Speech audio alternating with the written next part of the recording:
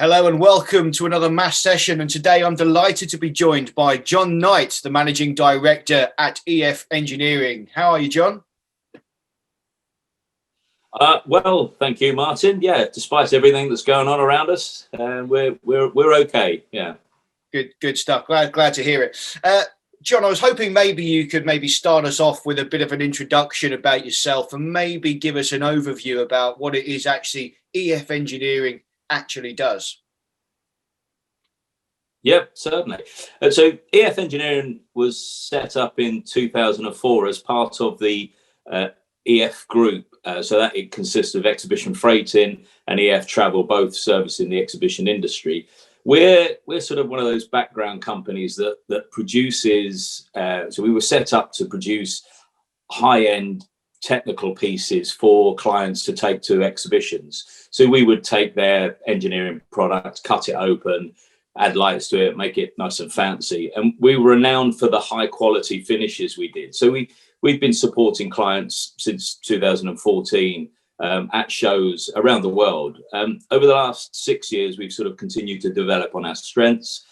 We've increased the range of services that are linked to our specialist and technical finishes. And that's brought us really into the market where we were looking during lockdown at alternative things that we could do to support our clients and our client base. And that brought us alongside the new product, which we hopefully we can talk about today. Well, yeah, that's sort of my next question, really. Maybe you can tell us a little bit more about that. How does your solution actually work? I saw some very interesting analogies and the media pack you sent over to me. So we're partnered with ARET UK to create an engineered solution that can proactively sort of manage infection control programs. And it can be used in a wide range of premises, both from sort of anything from train carriages, buses through to offices. And we are looking at how we can introduce it when exhibitions get going into events and exhibitions.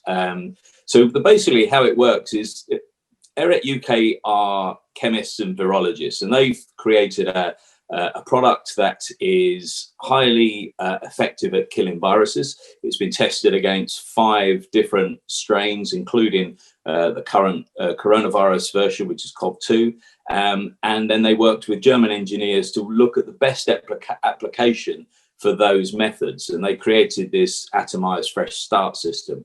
They went down the misting route rather than a cleaning or a fogging route because it's the most effective way to get the biggest area in killing 99.9% of bacteria and viruses in that area. It also kills where it's very effective is it kills the it was designed around fungus, spores and mold, so it is actually very effective in the atmosphere as well as on the products it touches. So we being existing paint sprayers with all the equipment both to work on site, we took that and we worked with ARET, and we've now created a service offer to our existing client base, but also to our local community in Peterborough. And we're hoping through when events do eventually come up and start again, we're hoping to be able to support our exhibitors with our service. I mean, in the current climate, that sounds not just what the doctor ordered. That really does sound like such an invaluable asset to have at our disposal. Are you accredited? Is there any manner of certification scheme that actually suggests to everyone that you're pucker? Yeah. I mean, I think credibility has been the key all along, Martin, for this. So hence why we haven't just gone out there and said, raised a flag and said, post COVID, we can do these things, and jumped on that bandwagon. We've spent time working with ARET UK, and ARET UK have got an incredible array of certification for the product. The testing it's gone through, as I said, I'll quote these numbers, but you need to talk to the experts to what they mean. But there's EN 14776, which is around how effective a product is against killing a virus, and there's all technical terms about how much there's a numerical value given to the residual left in fluid afterwards, and it is the most effective product that's out there at the moment. And these guys have spent a long time developing this, working with, they have chemists, virologists, working at government level on these products. And so we were very comfortable that they had the best product. We know we've got a skill set and the application ability. And so coming together, we put some training packages together. We've put a whole range of procedures and processes together so that we know we can demonstrate to a client that we've got, as well as being able to solve a problem, they've got the credibility of a validated and certificated product. I guess getting the client on side is one thing, but it's, you know, bodies like the local authority as well. They're the ones that really need convincing, I guess. I think in the current climate, yeah, I think there is a whole. I won't go into it, but there's a level of political barriers that are up against exhibitors at the moment, and the conversations we're having are incredibly frustrating. And when you've got something, when you have a product that actually allows a venue and an exhibition to go ahead with really better controls than anything else that's out there. If you go to a shopping centre, and we won't go down this route too much, but if you look at what's in control there and that's being managed well, you look at what exhibitors are trying to do, the level of protection they've got in place is fantastic. And not being able to do what they're good at is very, very frustrating for everybody. Yeah, frustrating is the word I'd use for sure. I think, you know, this is the thing, you know, we've been given the kind of initial go ahead before it was, you know, pushed back, and we've got the all secure standard, we've got the risk assessment based guidance for the sector, and a solution like this only makes it even stronger, really. So, you know, let's you know, crack on, you know, on the basis that the virus will be in circulation for the long term. It does, you know, it stands to reason that when exhibitions are allowed to run again, the need for sanitization is going to remain. I can't see this going away. Is this really going to be a cost effective measure for exhibitors, exhibition organizers long term? Yeah, I believe it is, and the reason for that is the conversations we're having with lots of people is there's a key benefit, which is the fact that we can provide a venue that has been completely sanitized and decontaminated on a daily basis, so we know that area is completely clear and clean. Now, we can't give a 100% guarantee, because I don't think anyone could ever do that, but we can give as strong a guarantee as out there at the moment with other products, that this is a clean and sanitized environment. Then you look at all the other factors that exhibitors are already putting in place and are working very effectively abroad. You know, you've seen the footage of how effective the heat control, the control of one way round, no bumping, those procedures, alongside the masks and the restricted access, the cleanliness, all of those things. You know, it's a very, very secure environment. Now, what we can do is provide something that's very speedy, so the application can be deployed very quickly and treated quickly. And the efficiency is that once applied, within 30 minutes, that area can be reoccupied and reused.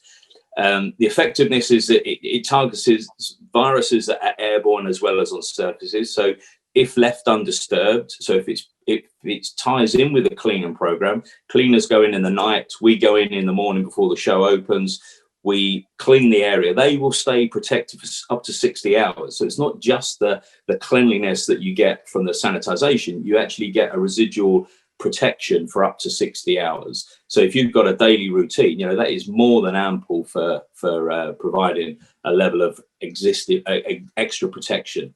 And then finally, the cost side of things, you know, compared to other systems that provide the same level of high protection, you're talking something between sort of 60 to 90p a square meter, which in the whole grand scheme of things over a show window for an exhibitor is not a huge amount. Absolutely. And I guess this feeds into consumer and I guess more importantly as well, corporate confidence. I mean, what message would you have for exhibition or conference organisers and venues? I mean, this is a great way of at least demonstrating to your visitors that, you know, you're taking this seriously.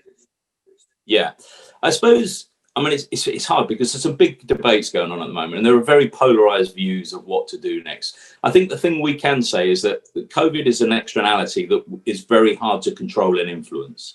Yeah, we until a vaccine comes along, we have to learn to live alongside it and work alongside it. And I think that we can't get away from that. These peaks and troughs, they're going to be here for some time yet. So by offering sort of the best products and services, I think we can show that we've got the most effective, one of the most effective products on the market. It complements the fantastic work exhibitors and venues are already providing. And we hope that we can provide that extra layer that gives a level of confidence that delivering an event can be one of the safest business activities out there when you compare it to others. And I think there needs to be a pushback at some point that says we can do this, and there is some fantastic work going on by the whole industry around promoting awareness and around raising the political agenda so that we can get the level of respect deserved, I think, by the industry and the work they've been doing. I mean, they've continually worked to improve since March, and they're not even getting a chance to showcase, even in a trial format, that there's some very good things that control control how COVID secure a place can be. That's it. Political decisions at the moment, isn't it? So, I mean, on the topic of government, then, what does the sort of government guidance say, or the legislation even say, about current cleaning methods? I mean, is it actually defined? Does EF engineering go beyond the minimum standards? How does it compare? Yeah, so it's a good question, because actually it's defined, but it's broad. It's not really clearly defined. You couldn't find an HSE procedure that says this is how you clean a venue. There are guidelines around, and they talk about, the HSE's got a little 5-point plan around being COVID secure. But I think what they would, from my experience, my understanding, is they would always go back to the risks, and have you assessed those risks? Have you controlled them? Are you managing those?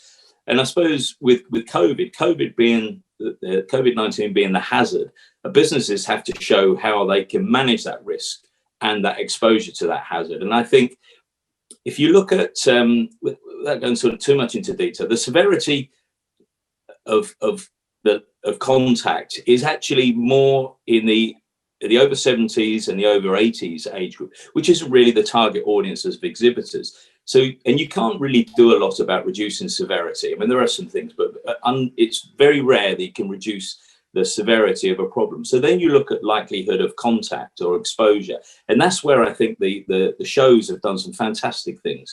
They're to protect people, to manage social distancing, minimizing contact points, all of the fantastic things we've just spoken about.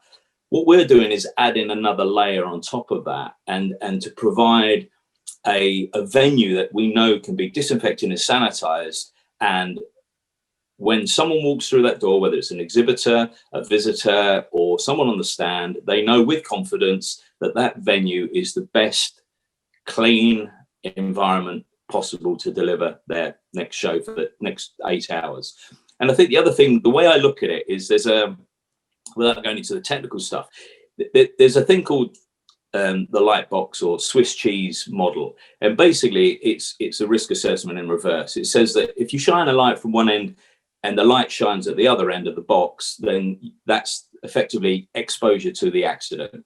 If you then put barriers in, each of those barriers will be good and strong, but it will have weaknesses. So training has a weakness because it depends on the level of training and the competence of the person and various other things. Procedures have a weakness because it relies on humans. But if you stack all of those procedures and processes as barriers in that box, then you're limiting the possibility of that light hitting the other side. And all we're doing is putting a very strong additional barrier in there with very few holes in it, hence the Swiss cheese, very few holes in it, that provides, on top of the other things, a real level of protection that I think shows can go ahead safely. That's really interesting. John, tell everyone how they can learn a bit more about you. What's your website? Website, www.ef-engineering.co.uk. There is a standalone page around the services we're offering here and around how we're trying to help the exhibitors getting back on their feet with COVID protection, COVID secure, and most of the information's on there along with our other services. Great stuff. We'll pop that in the description of this video. John, you're a busy man, no doubt. Thank you for talking to us.